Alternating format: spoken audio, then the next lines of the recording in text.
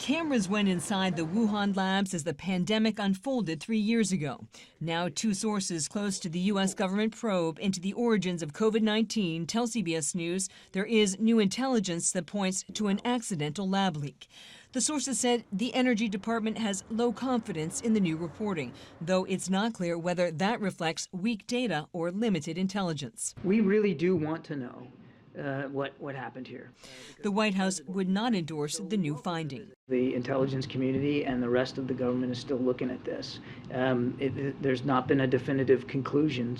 Intelligence agencies have not been able to agree on how the pandemic that killed more than 1 million Americans started. Several still point to the possibility of natural transmission through animals. The first major outbreak occurred at a Wuhan wildlife and seafood market.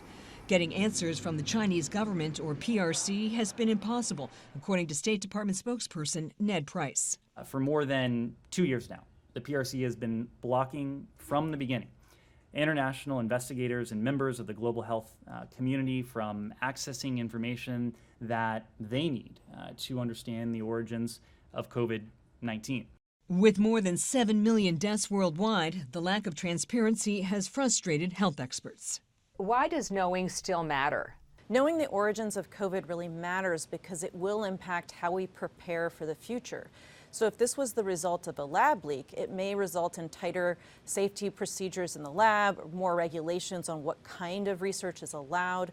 Whereas if this is a natural occurrence, it does point to the need for better surveillance among animal populations, for example, to see what might be brewing as the next virus there.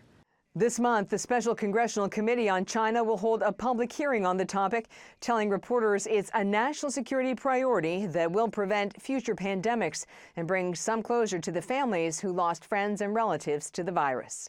Catherine Harris, CBS News, Washington.